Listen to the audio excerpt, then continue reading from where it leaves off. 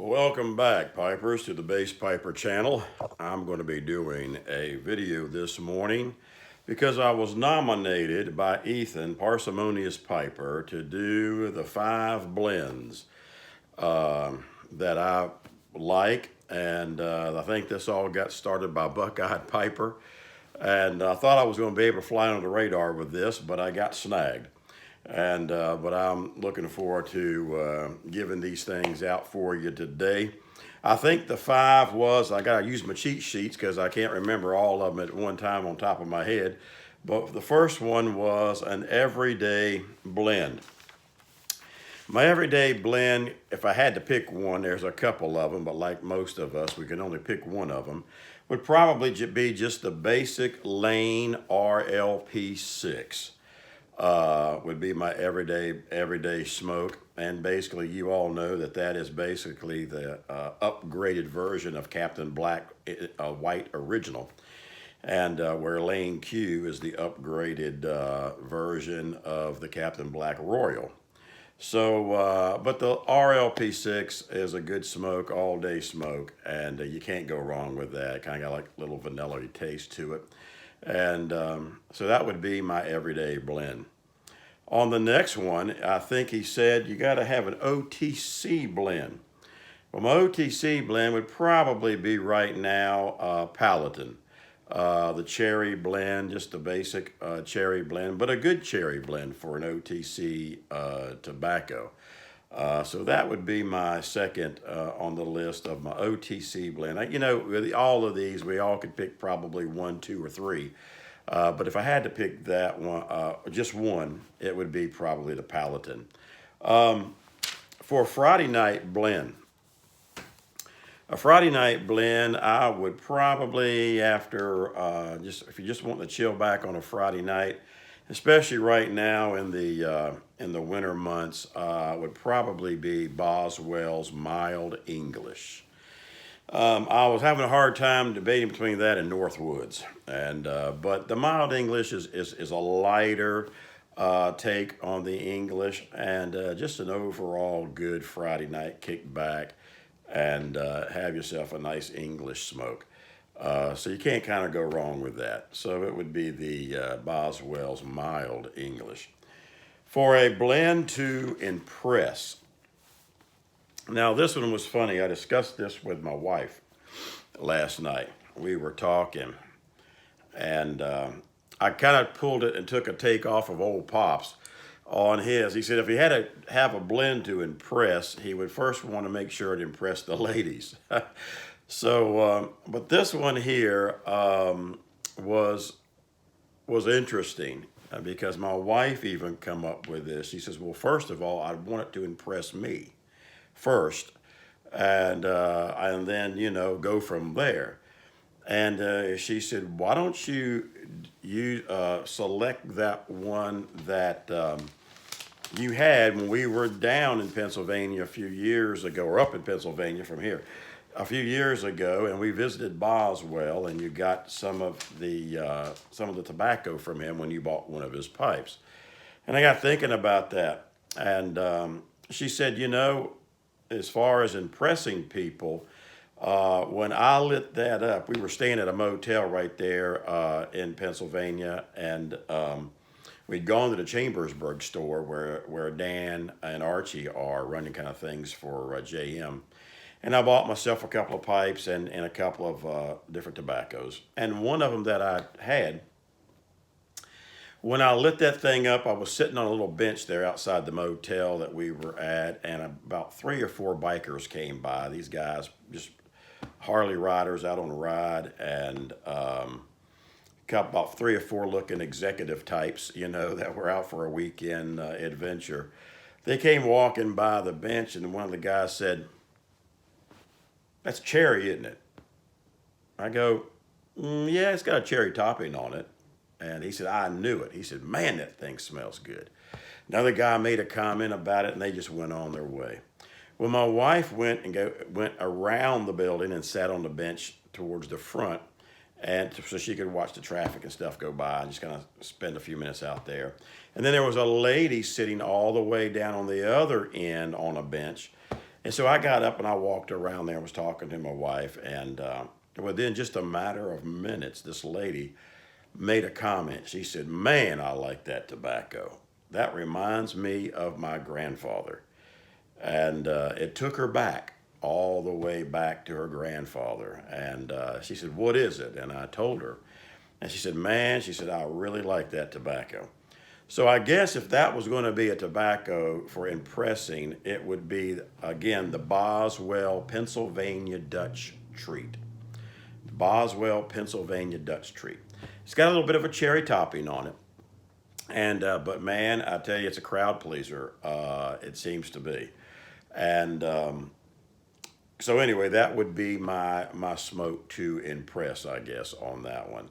And then I think there was the last one of a blend for a special occasion.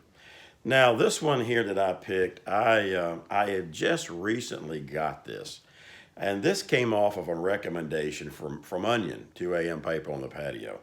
And that would be Wilkie's Sabrog 71st Street. That would be a good special occasion. Man, I'm going to tell you, guys, if you ever get a chance to get some of this from Wilkie's Tobacco, I think they're out of Massachusetts, Boston area, somewhere in there.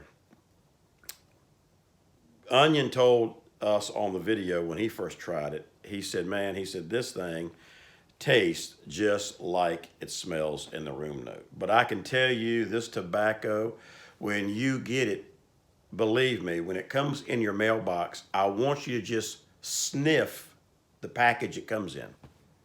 You'll be able to smell it. I mean, it permeates right through the shipping bag that you're in. When you cut it open, I don't want you to do nothing but just lay it on your desk or wherever you're at and that you take your tobaccos. Don't open it, don't do anything. Just let it sit there for about 5 or 10 minutes. Go back in your room. I mean, this thing, it smells to me just like caramel popcorn, even some cookies, fresh baked cookies. I mean, this thing, somebody said something about Mrs. Fields cookies back in the day. You know, I guess they still have Mrs. Fields cookies. They used to be out in the malls and things like that. But man, I'm telling you, this thing has got a great aroma for an aromatic. And for a special occasion, I'd probably pull that out. And I don't have any tobaccos in my repertoire, if you want to say that, in all of my tobaccos. That is, you know, where you can't get them no more, like McClellan and different things like that. I've got some McClellan, but nothing that stands out for a special occasion. I would probably use a Sabrog 71st Street if that was my pick, because I don't smoke it all the time. And but when I do, I mean, it's got a great room note. That's also a crowd pleaser as well, guys. But anyway, those are my 5 blends, just off the cuff, off the top of my head. With picking, you know, there could be so many others that we could look at. But those are the 5 blends. So I'll run them back down again for you. Everyday blend, RLP6, Palatine for my OTC blend. Friday night would be Boswell's Mild English, a blend to impress, Boswell's Pennsylvania Dutch Treat, and then Sabrog 71st Street, Wilkie's Sabrog 71st Street for a special occasion. So those are the 5. Now, let me tell you, those of y'all that are burley lovers, you'll like the Pennsylvania Dutch Treat, and you'd really like the Palatine if you haven't tried it. Because you know me, I've mentioned it before, I'm not a big burley guy. And I just don't like the burley taste lingering. It's not a good mouth pleaser. It's not an after smoke breath pleaser, should I say, because of the burleys. I mean, anything like I've said that I'm tasting burley the next day after I've brushed my teeth 3 times and gargled 3 times and it's still there, yeah, that's me. Yeah, I know some of you guys, you love your burleys, man. And hey, man, more power to you. Go for it. But I'm not a burley guy. And let me back up and just say this: I don't mind Burley as long as Burley takes the caboose. You know, there's like a Burley Light without the bite. That's fine. And I like Colt Blood Red Moon. I like anything Palatine. Palatine will be a little heavy, and so will Pennsylvania Dutch Street. So if you like Burley's, guys, you'll like it.